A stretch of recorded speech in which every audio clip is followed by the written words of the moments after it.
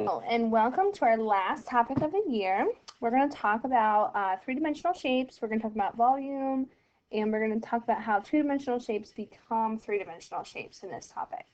So, if you could, you're going to want to have your drawing hands ready. We might be drawing some three-dimensional shapes today, and try to get a little creativity space in that mind going.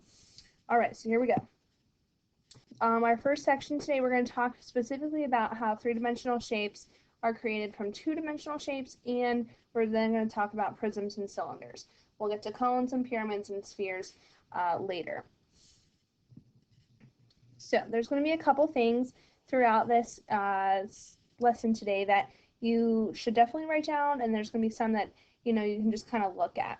So just basic vocabulary here, I would write this down. A polyhedron is a small it can be small or large solid that has all flat surfaces. So it has to be a solid, has to be closed, and it looks like a three-dimensional version of a two-dimensional shape.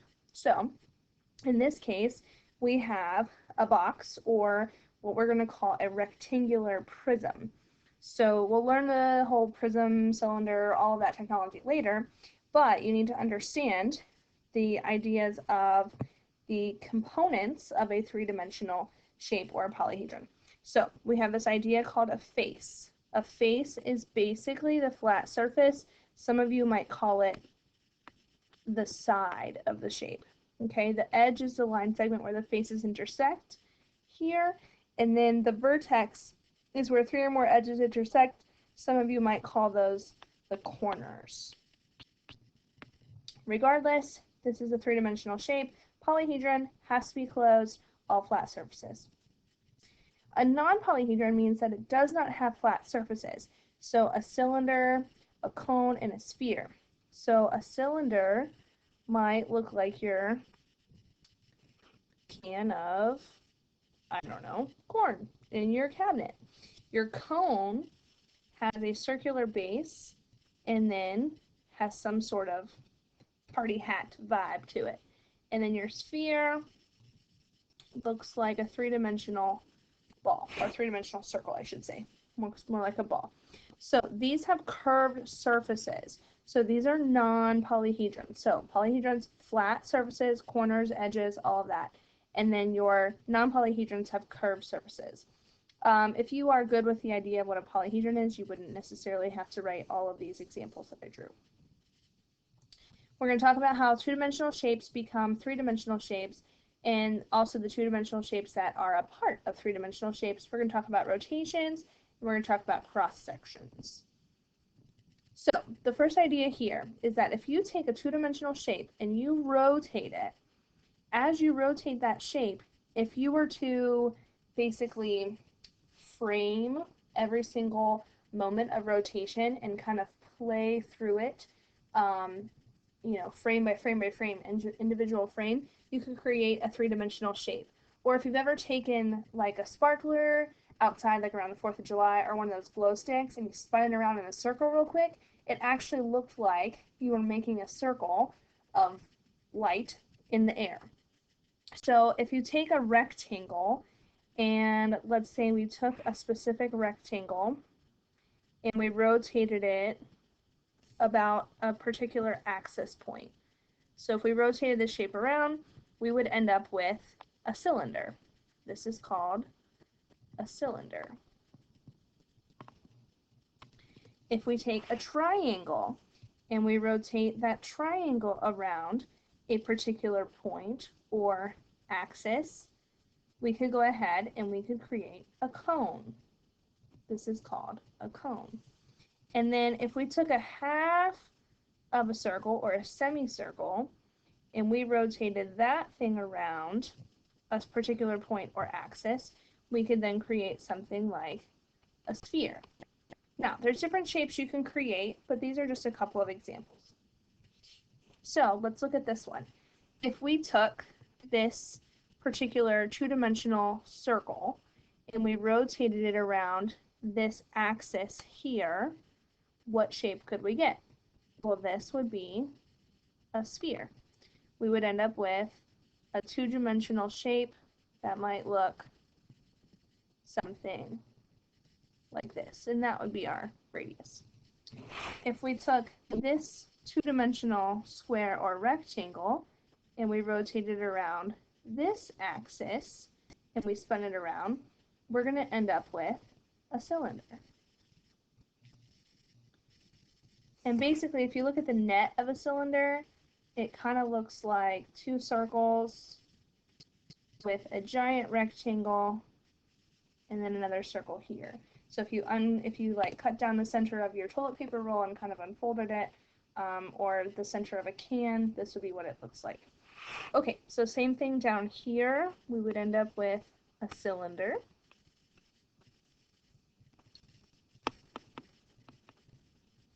And then for this guy, if we rotated this guy around, basically we're going to spin it around and spin it around. We're going to end up with a cone. So some of this might be kind of hard to visualize, but it'll kind of come to you the more you practice.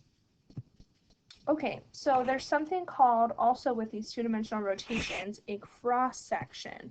A cross-section is simply like if you cut a three-dimensional shape in half, and then you or it doesn't necessarily have to be in half, just if you cut it, and wherever you cut it, you kind of peel the top off the bottom, you'd be looking for the shape that would be created by a parallel plane to your cut. So the two-dimensional shape obtained by cutting a three-dimensional shape. So imagine a loaf of bread, and you cut a slice of the loaf of bread. This face of the bread, that would be your cross-section. So this would roughly represent a rectangle. So now imagine if we pulled over here this little pyramid, if we pulled it off the top, we would be left with a square as our cross section. If we pulled this guy off the top, we'd be left with a square as the cross section. So remember, the cross section is always going to be the two-dimensional shape. If we cut and pulled this guy off the top, we'd be left with a pentagon as our cross section. If we came down here, we now put this plane perpendicular to the base instead of parallel to the base. We're going to be left with a triangle as our cross section. Here again, with this prism, we'll be left with a rectangle as our cross section. And this guy would be left with a circle as our cross section. So your cross section is always a two-dimensional shape created by the splitting or some sort of plane that is running parallel or perpendicular to the base of your three-dimensional shape.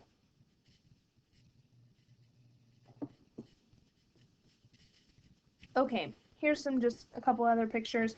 If you take your toothpaste and you cut down the top of your toothpaste off, your cross section here will be a circle. Okay, we've got your cup of noodles. Some of you would turn into a cup of noodles. Your cross section here would be roughly like a rectangle. Okay, and then you could cut anything in half, really. This is a camera lens being cut in half. Anything here would kind of be your cross section. Okay, so just something to think about. Kind of looks like an H right there. All right, and then similarly, if we keep going, you can go into spheres and cylinders and cones and pyramids and all kinds of things. But there is something unique with a sphere. You don't necessarily have to write this down. This is just something cool. But what shape would you get if we cut cross sections out of a sphere? You're going to get a circle no matter what. If you cut it in a parallel fashion this way. Now, there's something specific about the circles that you get when you cut that sphere cross section. There's something called the great circle. The great circle is basically a cross section made when a sphere is cut along the diameter. So this is the great circle. It's the biggest cross section you could get out of a sphere because it's cut along the diameter. So just something, a little food for thought there. How many great circles do you think there are in a sphere? Well, there's one. Okay, so just mentally try these. If you want to sketch them, go ahead. But if I was to stick this plane through this cone, notice this is parallel to the base, what would I get? Well, if you think you would get B or C, you're on the right track. But remember, the base of this shape is a circle, so you should get a circle. You should get C. Ding, ding, ding, ding, ding. Imagine if you took this guy and you popped the top off, you would have a gray circle on the top of your plane. How about this one? So notice this would be a pyramid, and specifically a rectangular pyramid. So if we were to take this gray plane and shove this shape, or shove this plane through our shape, notice it's not parallel to the base anymore, so we're not going to get a parallel shape. And notice this piece down here should be a little bit wider than this piece up here. So if you were thinking A, ding, ding, ding, ding, ding, ding, ding, you got it. Because this gray part is a little bit lower on the three-dimensional shape than this gray part here, that means that this shape for part B would be out. Okay, so let's actually talk about volume and specific shapes. So we're going to talk about two specific shapes today, prisms and cylinders. So this is definitely where I would take some heavy notes as you go through. So prisms, all surfaces are flat. That's the definition of polyhedron also. It has to have two bases. Prisms are like basically defined by their bases. So you have like rectangular prism, triangular prism, cube, all kinds of stuff. They're identified by the shape of their base. And you have to understand how to identify the bases when you're looking at a prism. So the prisms also have to be parallel. This is a huge key. Faces. They have to be parallel. So a lot of you are like, oh, well, the base is just whatever you set the shape on. No, the base can actually be a side or a face of the shape that the shape is not resting on. So in this case down here, let's look at this first shape. So the shape is actually sitting on this face. And you can look and see that this particular shape may have a parallel face here. Okay, but that only works because this thing is a hexagon. You could also look at this front of this hexagonal prism and the back of this hexagonal prism. Those are running parallel to each other, and those would also be the bases. So we can have the front and back base, or we can have this top and this bottom. Your Rubik's Cube, it is a cube. Any shape could be the base. So this side here would be parallel and congruent to that side there. And then you have like the front and the back. You could refer to the top and the bottom, all kinds of stuff. Now, here's the kicker. To make it easier for you to identify the bases of the shape, they have to be parallel faces and they have to be congruent. So let's look down here. This is a triangular prism. A lot of people want to say, oh, this is my base because it's sitting on the base. But if you look, there's no parallel base or face to this rectangle. So look for the two faces that are parallel to each other and congruent. So right here, these triangles would actually be the bases. So just be careful here. Cylinders are a bit easier. The two bases are going to be the circles at the top and the bottom of the shape. So whether your cylinder is upright or not, your circles are still your bases. Okay, let's continue to practice with this. So volume formula for three-dimensional shapes is this guy. V equals capital B times H. You can read this as volume equals area of the base times the height of the 3D shape. This is crucial right here. So before, when we were doing B's and H's, a lowercase b meant base, meaning a single segment. This time, uppercase B means area of base, which means it's going to be the area of a 2D shape. So very different from one dimension to two dimensions. So let's practice with idea of area of base.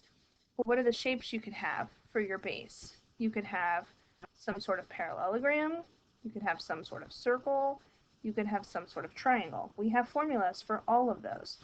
So we're going to use the two-dimensional formulas to find the area of the base. If you're not confused yet, great. But if you are, stay with me, I'll clarify this. So go ahead and sketch this out. You're definitely going to want to write down these next few examples. So the question here is, if we were to find the volume of this shape, we know volume equals area of the base times the height. So for this particular example, we need to identify what the base is. So the base of our shape needs to be two parallel faces. We could identify this side and this side as our base, the top and the bottom, the front and the back, whatever you want to do. Let's go ahead and identify the top and the bottom as our bases. So if I was to identify the top and the bottom as our bases, I could take about this chunk here and identify this as my base. So then my base becomes capital B, which is just area of a rectangle, which would be lowercase b times h, or 8 times 5. Length times width, some of you have heard of it referred to. So this would be 40 square units. The height, remember, this is the height of the whole prism, or 3D shape. This is a prism in this case. So the height would be this value, 5 units. So then for our volume, it would be area of the base times the height, which is 40 square units times 5 units. And then if you guys pay close attention, units squared times units, that's where we're getting cubic. So this would be 200 cubic units for volume. That's the most basic there. Make sure you understand how to identify the base, how to identify the area of the base. Okay, so remember our area of base formulas could be area of a parallelogram, base times height, where the base is perpendicular to the height. You can have a circle for a cylinder, where it would be pi r squared. And you can have a triangle, where it's 1/2 base times height, and the base must be perpendicular to the height. If you want to refer to this or write this down, might not be a bad idea. Okay, so let's try another example. Once again, this will be a prism, and we have to identify the base. So remember, the prism has to have two faces that are parallel and congruent. So if you look, this triangle and this triangle are parallel and congruent. This is not the base. Just because it's sitting on it doesn't mean it's the base. And then we need to talk about, so volume is area of the base times the height. So the area of our base is going to be area of a triangle this time. So 1/2 lowercase b times h. And remember, this base and height of the base or lowercase b and lowercase h must be perpendicular. So if you look, they drew a little 90-degree angle here to show you that 9 is perpendicular to 12. So for the area of our base, we would do 1/2 times 9 times 12, or 6 times 9. If you do half of 12, you get 6. 6 times 9, you would get 54. And this would be square centimeters. The height represents the height of the whole prism. So our height in this case would be the 18. So imagine if you were to flip this prism up so it was laying on its base, it would stand to be 18 centimeters tall. So then our volume here, area of the base times the height, would be 54 square centimeters times 18 centimeters. Notice centimeters squared times centimeters, that's where we're going to get our cubic dimensions. So this would be 972 cubic centimeters. So that would be the volume of this shape.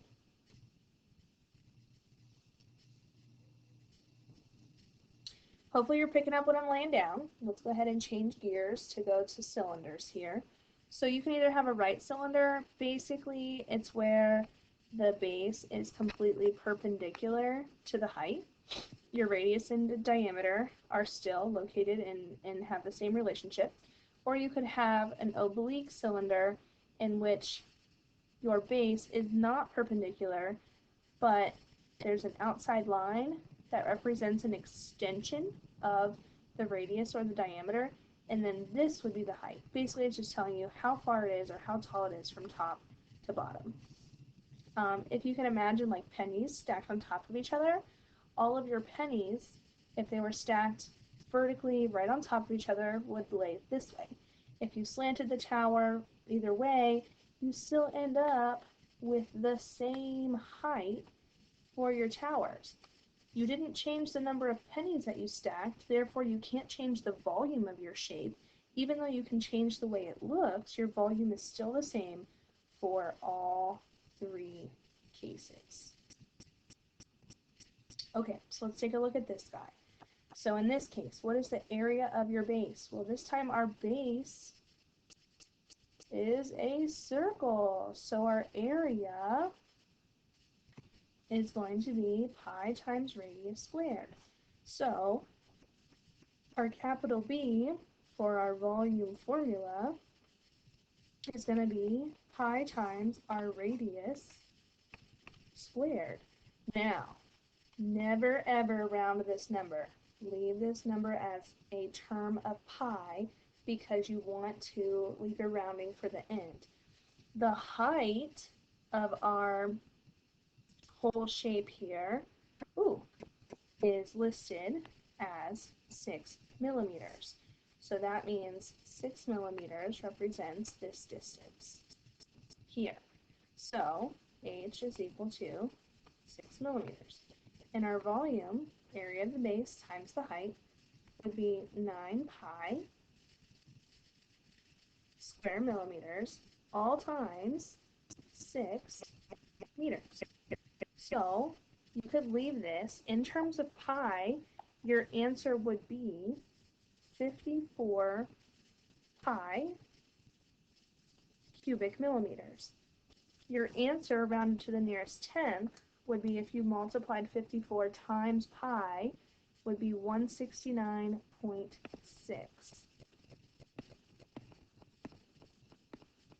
So pay attention, that whole in terms of pi could come back, or we could go ahead and use our rounding system with using the pi button. So just understand, area of the base means the area of the shape of whatever your base is, and then multiply by the height. Let's go ahead and try one. With this guy, our cylinder, we still have this circle as our base. So our area of base is still going to be pi times radius squared. So pi times our radius of 4 squared. So this would be 16 pi square millimeters. Notice I didn't round, okay? And I left my answer in terms of pi. The height of the whole cylinder then is 6 millimeters. So then our volume, area of the base times the height, would be 16 pi square millimeters times 6 millimeters. So in terms of pi, your answer would be 96 cubic millimeters, or if you rounded to the nearest tenth, your answer would be 301.6.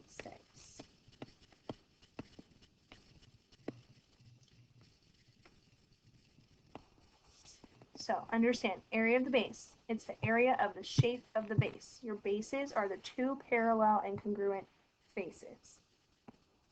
Okay, let's do this one little thing. You're going to have a problem like this on your homework where you have to maybe just apply more than just a basic shape.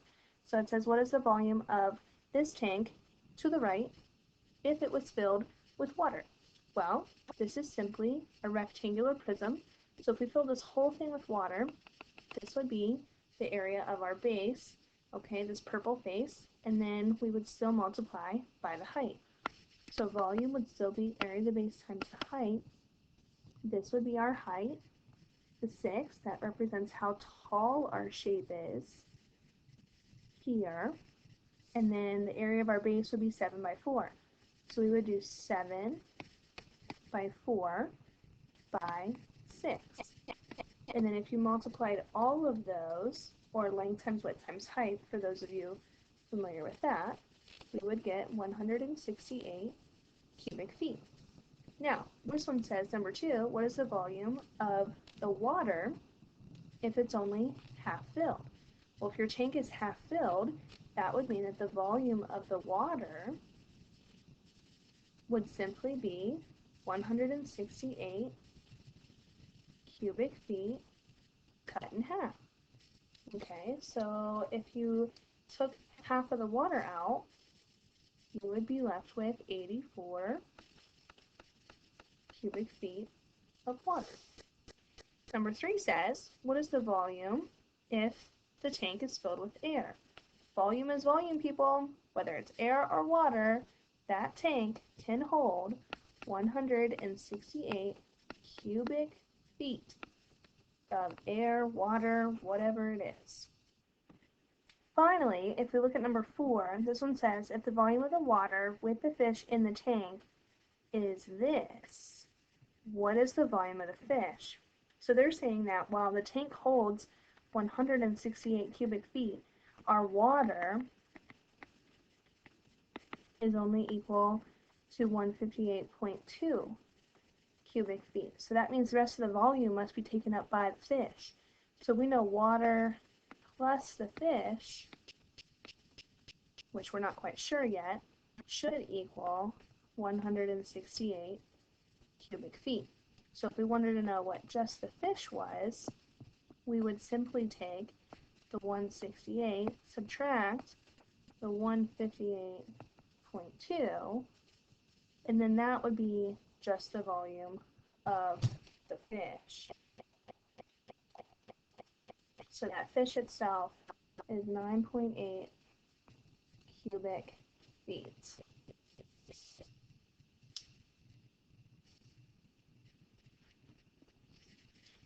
Last but not least, I'm going to show you how to actually work backwards. So you can work backwards with these volume formulas to find a missing dimension. So in this case, it says calculate the height of a prism whose base area, that means capital B, is 12 inches squared, or 12 square inches. And the capacity, that's just another fancy word for volume, is 48 cubic inches. So it says height of a prism whose base area is 12. So that means we have some sort of prism. It could be a square, it could be a rectangle, it could be anything with a base area of 12 square inches. So let's just say it's more like a cube, or it could be a cylinder. Regardless, we know volume is equal to area of the base times the height. So we know that this value represents V, this value represents B, so we can say 48 cubic inches is equal to area of the base, 12 square inches, times some height. So our height would be equal to 48 cubic inches divided by 12 square inches, and then cubed, squared, we're going to be left with inches, and then you just simply do the division. So 48 divided by the 12 gives you 4. So that would mean that the height of our shape, whatever it is, whether it's a cubic shape or some sort of rectangular prism, triangular prism, or some sort of cylinder, is 4 inches. Okay, so your homework for today, I know those notes were pretty straightforward. We had a little bit more to cover than normal, but your homework for today is to work on the skills practice worksheet that's attached to the assignment in Teams. It's some straightforward example problems like that, a couple working backwards problems, and then a couple two-dimensional cross-section questions. Please go ahead and upload your notes and your work to the assignment before you turn it in. Have a productive day.